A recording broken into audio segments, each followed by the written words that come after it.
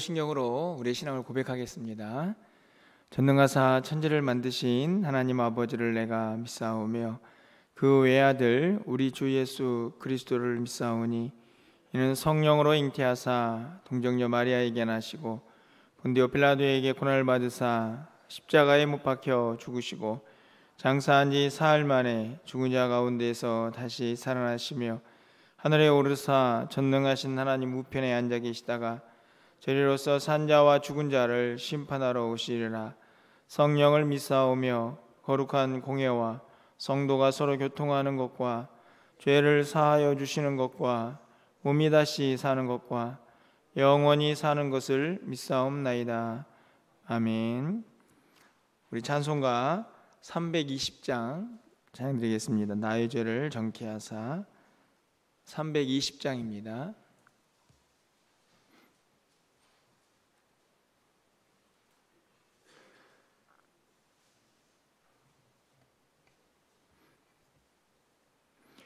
나의 죄를 정케 하사 주의 일꾼 삼으신 구세주의 넓은 사랑 항상 찬송합니다.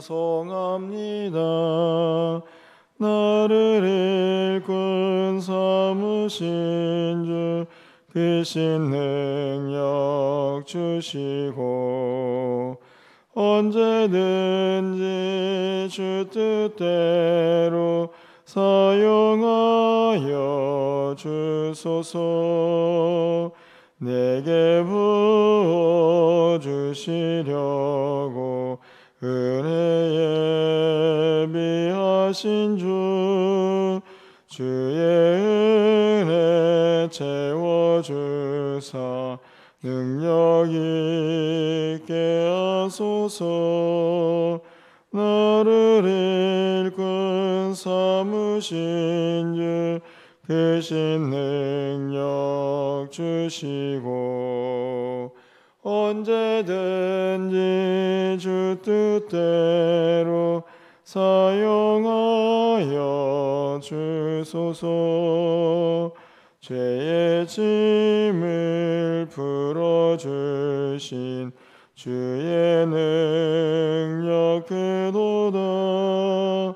나를 피로 사신 예수 내 맘속에 오소서. 나를 일꾼 삼으신 주 크신 능력 주시고 언제든지 주 뜻대로 사용하여 주소서. 주여 내게 성령으로 충만하게 채우사 생명수가 강물처럼 흐르게 하옵소서. 나를 일꾼 삼으신 주 크신 능력 주시고 언제든지 주 뜻대로 사용하여 주소서.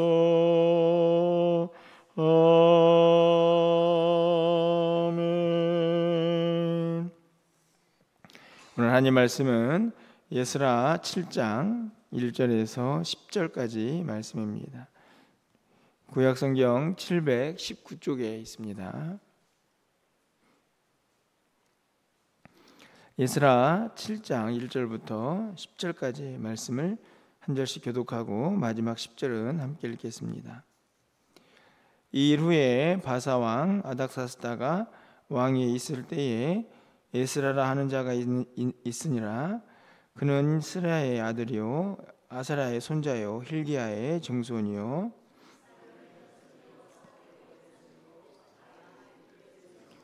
아마라의 7대 손이요 아사라의 8대 손이요 무라요세의 9대 손이요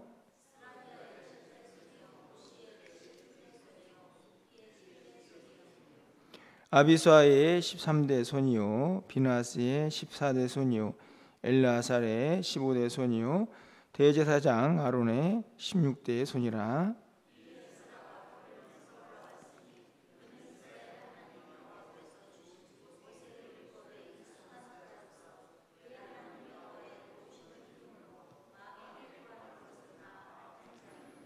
안닥사스다 왕 제7년에 이스라엘 자손과 제사장들과 레위 사람들과 노래하는 자들과 문지기들과 느디딤 사람들 중에 몇 사람이 예루살렘으로 올라올 때에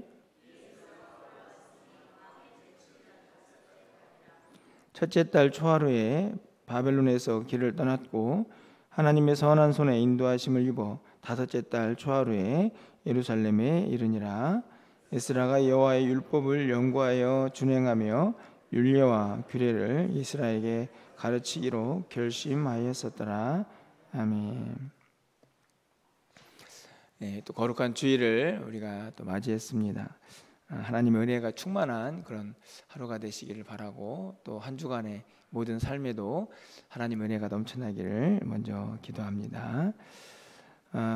오늘 본문은 7장 우리가 말씀을 읽었는데요.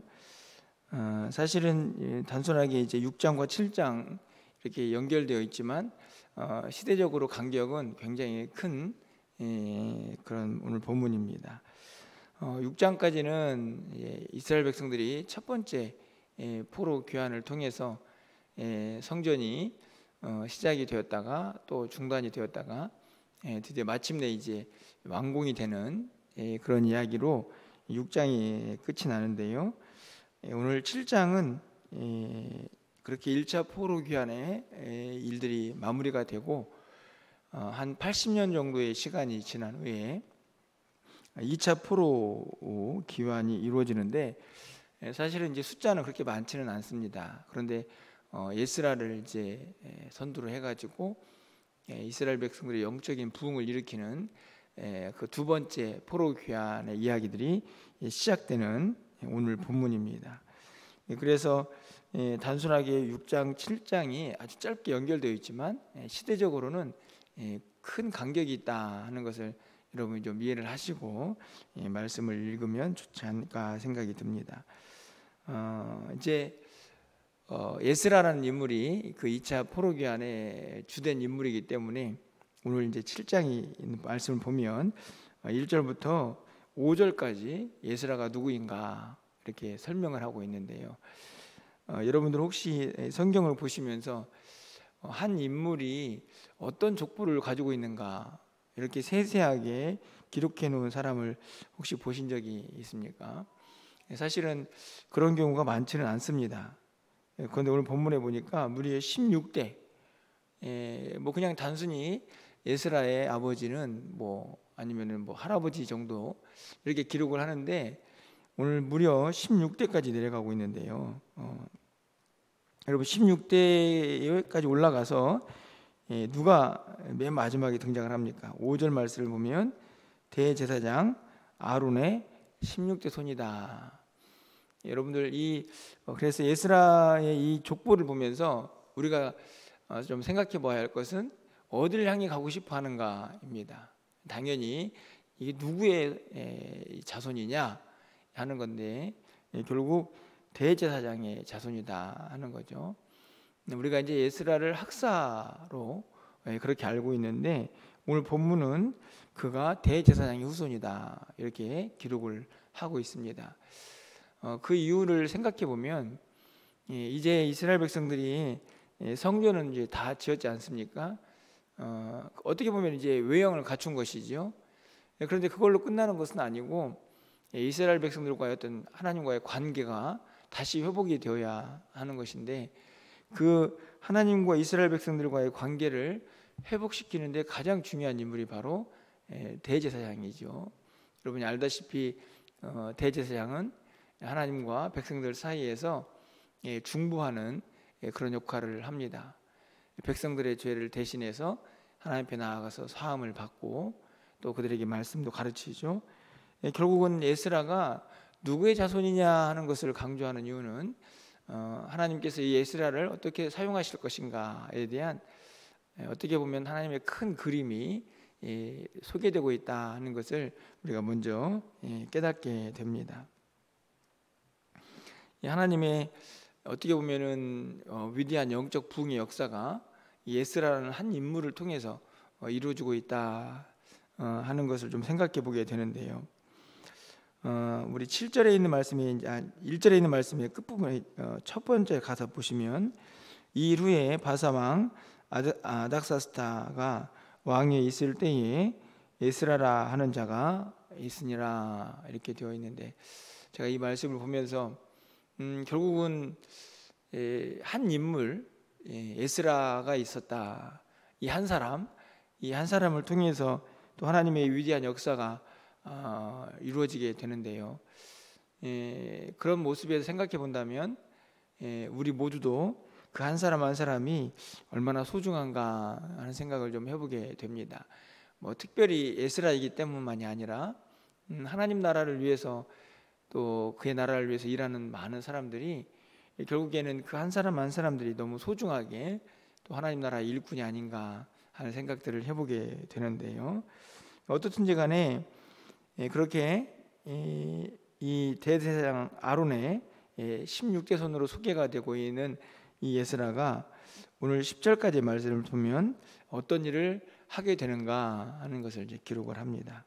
여러분 6절 말씀을 먼저 좀 가서 보시면, 이 에스라가 바벨론에서 올라왔으니 그는 이스라엘 하나님 여호와께서 주신 모세의 율법에 익숙한 학자로서 그의 하나님 여호와의 도우심을 입음으로 왕에게 구하는 것은 다 받은 자이더다 이렇게 기록이 되어 있습니다. 여기서 보면은 에스라가 어떤 사람인가, 모세의 율법에 익숙한 학자다 이렇게 되어 있습니다. 그런데 그게 끝이 아니고 그가 어떤 은혜를 입었는가를 기록을 하죠.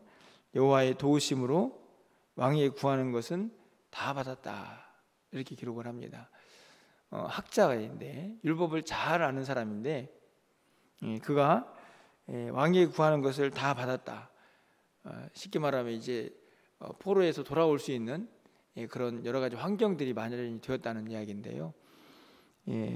그것이 어떻게 비롯되었는가를 오늘 성경은 그의 하나님 여호와의 도우심을 입음으로 이렇게 되어 있습니다. 그가 어떻게 바벨론에서 예루살렘으로 돌아오게 되었는가를 기록하죠. 여러분 이것도 너무 중요한 이유는 아론의 16대 손 그럴 수 있습니다. 뛰어난 율법학자, 하나님 말씀에 익숙한 사람, 그럴 수도 있죠. 그런데 그 사람이 그냥 바벨론에 머물러 있었다면 이제 그 당시는 이제 벌써 페르시아 제국이 되어 있는 상태인데 거기에 머물러 있었다면 아무 일도 일어나지 않았겠죠. 그런데 지금 보면 그 하나님의 도우심을 받아서 이제 예루살렘으로 올 여러 가지 상황들이 만들어지고 있는 것을 볼 수 있습니다. 에스라가 있었는데 그는 어떤 사람이었다가도 중요하지만 그가 누구의 도움을 받고 있는가, 그러면 왜 도움을 받고 있는가도 생각해 보게 되는 것이죠. 여러분 그의 하나님의 도우심을 입은 이 에스라는 이후에 어떤 일을 행하게 됩니까? 9절 말씀을 보면 드디어 이 포로에 잡혀있던 그곳에서 이제 예루살렘으로 오게 됩니다. 얼마나 걸렸냐면 한 4개월 정도 그의 여정이 짧게 기록이 되어 있습니다. 그리고 10절 말씀을 좀 가서 보십시오. 10절 말씀 우리 함께 마지막으로 좀 읽어보도록 하겠습니다. 에스라가 여호와의 율법을 연구하여 준행하며 율례와 규례를 이스라엘에게 가르치기로 결심하였었더라. 여기서 보면은 9절에서는 에스라가 짧게 그의 여정이 4개월이었다 이렇게 기록을 하는데 그게 끝이 아니고 9절도 잘 보시면 중간쯤에 누구의 도움을 받냐면 하나님의 선한 도우심의 은혜를 입죠. 그렇죠? 하나님의 선한 손에 도우심을 받습니다. 출발할 때에도 누가 도우시냐면 하나님이 도우셔서 왕에게 구하는 것을 다 받게 하십니다. 4개월의 여정 동안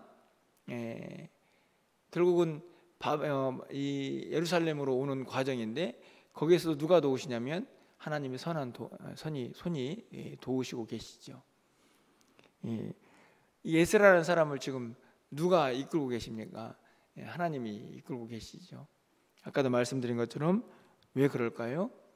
바로 이스라엘 백성들을 다시 말씀으로 깨우치고, 이 대제사장처럼 하나님의 그 마음을 이스라엘 백성들이 알아서 관계가 다시 회복되기를 하나님께서 간절히 바라고 계시기 때문입니다. 그런데 이런 과정에서 에스라는 어떤 마음을 먹습니까? 아까 10절을 읽었지만, 에스라가 여호와의 율법을 연구하여 준행하며 율례와 규례를 이스라엘에게 가르치기로 결심하였었더라. 여기서는 이제 에스라의 결심이죠. 그동안에는 지금 누가 에스라를 이끌어가고 있습니까? 하나님께서 능력으로, 도우심으로, 선한 손으로 그를 계속 이끌어가지고 이제 예루살렘에 이제 도착했습니다. 이제는 누가 결심을 해야 되냐면, 그곳에서 하나님의 일을 감당해야 될 에스라가 결심을 해야겠죠. 그래서 에스라가 율법을 연구도 하고 준행, 말씀대로 살기도 하면서 내가 이 말씀을 백성들에게 가르쳐야겠다, 이렇게 결심을 하는 그 내용까지가 오늘 본문에 기록이 되어 있습니다. 굉장히 단순하고 짧은 이야기입니다. 아주 구체적인 그의 사역이 기록되지도 않은 내용인데, 제가 말씀을 읽으면서 큰 은혜를 받는 것은 우리의 믿음의 여정을 좀 생각해 보게 됩니다. 지금 에스라는 포로에서 이제 귀환해 가지고 하나님의 일을 하는 과정이 기록이 되어 있는데요. 우리의 믿음의 여정을 좀 생각해 보면, 우리도 지금 이제 하나님의 부르심을 받아 가지고 지금 영원한 그 하나님 나라를 향해서 걸어가고 있는 과정이 아닙니까? 그 과정에서 누구의 도움을 받고 있는가 생각해 보면, 저는 오늘 에스라와 다르지 않다고 생각이 듭니다. 여러 가지 환경을 하나님께서 다 또 통제하시고, 또 그 과정에서 우리를 택하셨습니다. 그리고는 이제 하나님 나라를 위해서 그 믿음의 여정을 가게 하시는데, 에스라는 지금 4개월의 짧은 시간이었지만 우리에게 주어진 사명의 시간들이 있죠. 누구의 도우심을 받는가 돌아보면 결국은 하나님의 도우심을 받고 우리가 살아가고 있는 것입니다. 그러면 그 과정에서 우리는 무엇을 결심해야 하는가, 이런 질문을 좀 던져보게 되죠. 오늘 에스라는 철저하게 하나님의 능력의 손에 이끌려서 결국에는 하나님의 일을 감당해야 할 그곳에 도착을 했습니다. 이런 마음 먹을 수도 있겠죠. 내가 왜 여기 와 있는가? 이렇게 다 무너져 버린 이 땅, 백성들은 얼마나 또 영적으로 심각해. 저들에게 말씀을 내가 뭐 어떻게 가르칠 수 있겠어? 뭐 이런 마음이 들 수도 있는 상황이라고 생각이 듭니다. 오히려 포로로 있을 때보다 이스라엘 현실에 직면한 그 상황이, 지금 이 모습이 더 암담했을 수도 있겠다, 개인적으로 생각해 보면 또 그런 마음도 드는데요.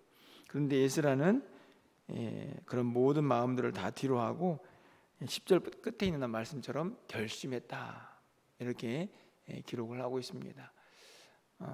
그곳에서 하나님의 말씀을 백성들에게 가르쳐야겠다고 다짐을 하고 있는 것이죠. 이제 이후에는 에스라를 통해서 어떤 회개 운동이 일어나고 또 말씀 역사가 일어나는가를 우리가 이제 살펴보게 되겠죠. 저는 말씀을 맺으면서 우리는 하나님 나라 가는 그 긴 여정 속에서 여전히 하나님의 도우심을 받고 있는데, 우리가 있는 그 자리에서 하나님 나라를 위해서 어떤 결심을 하고 있는가 하는 생각을 오늘 본문을 통해서 다시 한번 해보게 됩니다. 우리 각자의 현실이 또 우리 각자가 주어진 능력이 있을 거라고 생각이 듭니다. 하나님께서는 우리에게 뭐 달란트 비유로 하자면 1달란트를 주시고 5달란트를 요구하시는 분은 아니라고 저는 확신합니다. 우리에게 주어진 달란트가 어느 정도인지는 알 수 없지만 그것을 최선을 다해서 주를 위해서 써야겠구나 하는 결심, 그것을 통해서 하나님 나라가 나라는 한 사람을 통해서 이루어져 가기를 바라는 하나님의 마음을 오늘 본문을 통해서 다시 한번 생각해 보게 되는 것이죠. 에스라는 에스라입니다. 그는 대제사장의 혈통이었고 율법에 익숙한 사람이었기 때문에 그가 가진 달란트가 사용이 되는 것이죠. 그래서 말씀으로 백성들을 깨우치는 그 일에 그가 사용이 되는 것입니다. 그런 모든 과정에서 하나님이 도우셨고 그는 또 그 부르심에 도우심에 합당하게 어떤 일을 해야 될지 결심을 하고 있는 것입니다. 저는 우리 모두도 우리에게 주어진 하나님의 은사도 있고 또 달란트도 있을 거라 생각이 듭니다. 그것이 무엇이든지 간에 또 하나님께서 우리를 여기까지 도우시고 인도하신 이유는 우리를 통해서 우리의 삶이 좀 풍족해지기만을 바라는 것이 아니라 또 주님을 위해서 내가 뭘 할 수 있을까, 또 하나님 나라를 위해서 내가 뭘 할 수 있을까 하는 그 결심을 하라고 또 우리 모두를 부르신 것은 아닌가 하는 생각들을 오늘 본문을 통해서 다시 한번 해보게 되는 것이죠. 아까도 말씀을 드렸지만 우리에게 우리 능력 밖의 일을 기대하시는 하나님은 아니십니다. 네가 가지고 있는 그 능력, 그것을 가지고 최선을 다해서 네가 있는 그곳에서 하나님 나라를 위하여 일하기를 결심하기를 바라시는 분이 우리 하나님 아버지가 아닌가 생각이 듭니다. 오늘도 우리가 예배를 드립니다. 어떻게 보면 하나님의 백성이 가장 중요하게 여겨야 할 한 모습이 바로 하나님을 예배하는 것이죠. 우리가 해야 될 또 귀한 사명 중에 하나라고 저는 확신합니다. 그렇게 하루하루 나에게 주어진 귀한 일들을 내가 어떻게 주님 앞에서 결심할까 잘 또 다짐을 하시면서 또 이 한 주간도 승리하시기를 바라고, 오늘도 하나님 앞에 드려지는 예배가 우리 모두의 마음이 온전히 드려지는 그런 귀한 날 되기를 주님의 이름으로 간절히 축원합니다. 기도하겠습니다. 이스라엘을 택하셔서 예루살렘으로 보내시고 그 모든 여정에서 하나님의 능력의 손이 함께 하셔서 마침내 예루살렘에 도착한 이 에스라가 그곳에서 하나님의 일을 감당하겠노라고 결심하는 말씀을 함께 보았습니다. 하나님, 우리 모두도 하나님의 은혜 안에서 택함을 받고 믿음의 여정을 하고 있습니다. 하나님, 간절히 바라기는 우리 모두가 하나님의 능력의 손에서 주님의 도우심을 받으며 살아가고 있음을 우리가 한순간도 잊지 않고 살게 하여 주시옵소서. 내가 있는 그 자리에서 나는 또 어떤 모습으로 주의 나라를 위하여 또 헌신하고 섬겨야 할지 하나님 잘 살필 수 있게 하시고, 또 무엇보다도 마음에 결심을 할 수 있는 우리의 믿음의 다짐이 있을 수 있도록 하나님께서 역사하여 주시옵소서. 오늘 거룩한 주일입니다. 오늘 하나님께 드려지는 모든 예배가 하나님의 기쁨이 되게 하여 주시고, 오늘 강단에 선포되는 말씀이 오직 생명의 말씀만 선포될 수 있도록 주께서 주장하시고 또 역사하여 주시옵소서. 한 주간의 모든 삶을 주님께 의탁합니다. 우리의 발걸음이 실족하지 않도록 인도하여 주시고 각자의 삶의 자리에서 하나님의 영광이 가득하게 하여 주시옵소서. 오늘도 기도하오니 하늘문을 활짝 열어주시고 우리의 기도에 하나님의 응답이 있는 귀한 시간 되기를 간절히 소망하옵고 예수 그리스도의 이름으로 기도합나이다. 아멘.